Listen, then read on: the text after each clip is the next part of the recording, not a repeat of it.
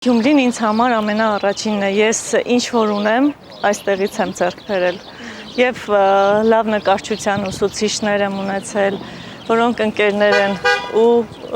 արվեստագետ ընկերներ։ Գեղանկարչության հետո նաև անիմացիայի աշխարհն անչափ սիրող աղջկա համար գույներն ու կտավը դարձան ասելիքի լեզու։ Ինքն անձամբ ընտրեց արվեստի ճանապարհը, հակառակ ծնողների այլ մասնագիտություն ընտրելու հորդորներին։ Ասելիքն այնքան շատ էր, էմոցիաներն ու երևակայությունն անսպառ։ Ժամանակի հետ փոփոխվող տեխնոլոգիաները նրա համար եղան լավագույն գործիքը արտահայտելու այն, ինչ թաքնված էր ստեղծագործական մտածողությունում։ Մանե Արտ արվեստիկ անունով են Մարիետային ճանաչում։ Փոքր ժամանակ, որ գնացել էի նկարչական, ինձ մոտ շատ լավ էր ստացվում, նույնիսկ գրիչով մարդկանց էմոցիաներ եմ շատ սիրել նկարել։ Էմոցիաները ամենաառաջնայինն է իմ համար, երբ որ էմոցիայով դիմացինին հաղորդում ես այդ նույնը, ինչ որ դու ես զգում, դա ինձ համար արդեն ոնց որ հաղթանակ է։ Արվեստը դադարեց արտահայտվել միայն կտավներով, Մանե Արթում երևացին գրքերի շապիկների նկարազարդումներ, բայց գույների ու պատկերների արտահայտման անփոխարինելի ազդեցիկ ուղղությունը մնում է մանրանկարչությունը։ Հիմա որ զբաղվում եմ, շատ է գրավում, ինքը շատ մանրակրկիտ աշխատանք է, բայց լրիվ պատմում է Աստվածաշնչի մասին, մեր պատմությունը, մեր հայկական հիմքը։ Պատկերների շարժում հաղորդելու, պատմելու կարողությունները Մարիետան բացահայտեց Շանթ հեռուստաընկերությունում աշխատած տարիներին, երբ հաղորդումների գովազդային հոլովակների համար ստեղծում էր իսկապես պատկերավոր ու գունեղ անիմացիաներ։ Հետո այն տեղափոխեց գրական աշխարհ։ Իր համար սիրելի գործը մնում է Ավետիք Իսահակյանի Ալագյազի մանիների հիման վրա ստեղծած անիմացիան։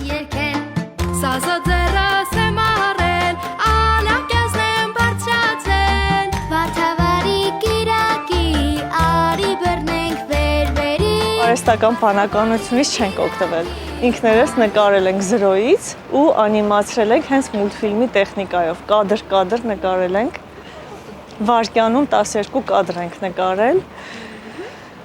Հիմա պատրաստվում ենք նաև անել Սասունցի Դավիթը մուլտֆիլմ։ Մանե Արտն այս անգամ իր ծննդավայր Գյումրիում հետաքրքիր ցուցադրությամբ է ներկայանում։ Հասարակությանն իր ասելիքն է եկել փոխանցելու կոմիքսներով, որոնք ավելի խորքային են, լիքը ակնարկներով։ Գնանք տեսնենք կոմիքսները, դուք էլ ձեր կարծիքը կարտահայտեք։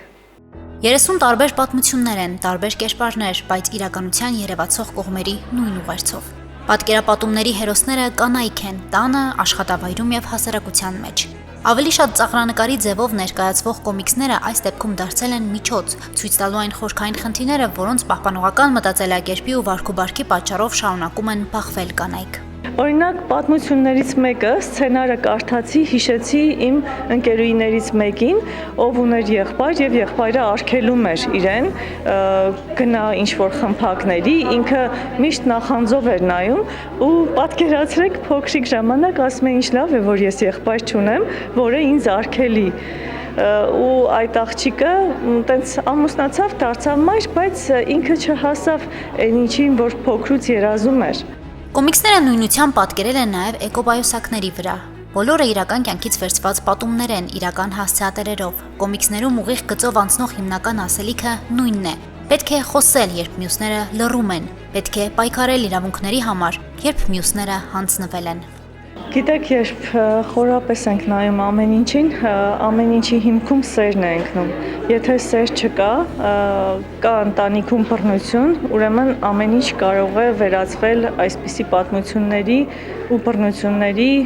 Կոմիքսները դիտողին ծանոթացնում են մեր կողքին ապրող, բայց հաճախ թաքցնող պատմություններին։ Մարիետայի նման արվեստագետները գտնում են իրենց ձևն ու բանաձևը երկխոսելու, պատմելու հասարակությանն այս մասին։ Կոմիքսների այս ցուցադրությունը երկրորդն է։ Սրանից առաջ Մանե Արտին է վստահվել Սերգեյ Փարաջանովի 100-ամյակին նվիրված Հրաշք Օդենսեյում ճիրականացված սցենարների կոմիքսային վիզուալացումը, որի ցուցադրությունը կայացել է Երևանում։ Հասմիկ Թումասյան, Վահագն Վարակյան, Հորիզոն,